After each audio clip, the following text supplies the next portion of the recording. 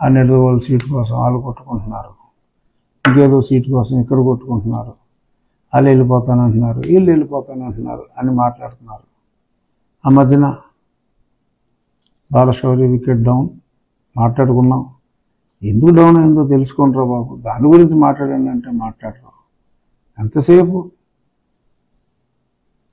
జనసేనకి అన్యాయం జరుగుతుంది, లేకపోతే వీళ్ళకి అన్యాయం జరుగుతుంది, పలానా వ్యక్తులకు అన్యాయం జరుగుతుంది అని ఇక్కడిక్కడ కుంపట్లు పెట్టడం. మరి ఇవాళ మంచి వ్యక్తి, మిత్రుడు లావు శ్రీకృష్ణదేవరాయలు, మరి తను కూడా పార్టీకి రాజీనామా చేయటం జరిగింది. ఆలోచించండి. సరే, బాలశౌరి వ్యక్తిత్వం గురించి నేను మాట్లాడను, మీరు బాగా ప్రేమించారు.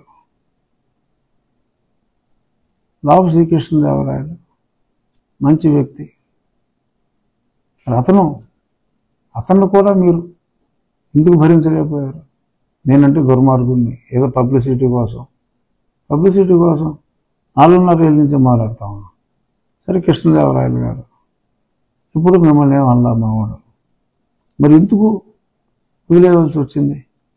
నేను అనుకున్నది చేయలేకపోయాను అంటే మీరు చేయనివ్వలేదనే కదా అతను అంత బాధపడ్డా అంటే. సో ఆయన వెళ్ళిపోయాడు. నా బీసీ అంటారు.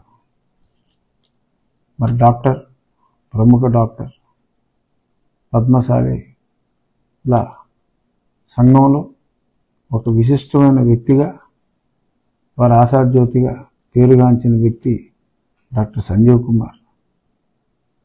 మరి ఆయన వెళ్ళిపోయాడు. అంతసేపు కేశినేని నాని వచ్చాడు, నానిగారు అలా అన్నాడు, నానిగారు ఇలా అన్నాడు అని రాస్తారు తప్ప మీ దగ్గర నుంచి వెళ్ళిపోయిన ఈ ముగ్గురు ఏమన్నారు అన్నదే మీ సాక్షులు ఎప్పుడైనా రాశారా? ఇదే ఉంది. ఇంకా రాబోయే రోజుల్లో ఇంకొక 2 ఎంపీలు అయితే కనీసం వస్తున్నారు బయటికి. సరే, నేను ఎప్పుడో ముందే పోయిన కేటగిరీ, అఫీషియల్గా ఇంకా పార్టీలో ఉన్నప్పటికీ ముందే పోయిన కేటగిరీ అనుకోండి. బహుశా ఫిబ్రవరి ఈ పార్లమెంట్ సమావేశాలు అయ్యేలోపుగా మరిన్ని షాకులు యువజన శ్రామిక రైతు కాంగ్రెస్ పార్టీకి తగలబోతున్నాయి.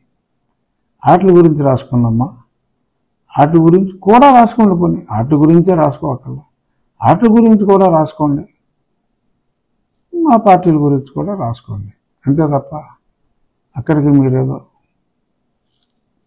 చాలా పరిశుద్ధంగా ఉన్నట్టు వీళ్ళనే ఇలాగా ఈ పార్టీలోనే లేని లుకలుకల్ని సృష్టించే ప్రయత్నం, ఎలాగైనా గ్యాప్ క్రియేట్ చేయాలనే ప్రయత్నం చేయటం ఇట్స్ నాట్, అంటే ప్రజలకు అర్థమవుతుంది, ప్రజలే అసహించుకుంటారు, అది వేరే విషయం. సో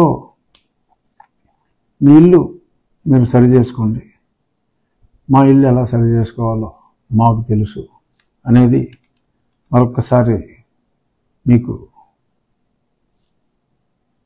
సజ్జల గారికి, సాక్షి యాజమాన్యానికి, సాక్షి యాజమాన్యం అంటే అందరూ కవర్ అయిపోతారు కాబట్టి వారికి నేను వినమ్రతతో విన్నవించుకుంటున్నాను. మరొకసారి ముగించే ముందు నారా లోకేష్ ఆయన విజయవంతంగా ఆయన తలపెట్టిన కార్యక్రమాలన్నీ విజయవంతంగా అయి అప్రతిహత విజయాన్ని మరి కూటమికి అందించే వ్యక్తుల్లో ఒక విశిష్ట వ్యక్తిగా ఉండాలి అని కోరుకుంటూ సెలవు.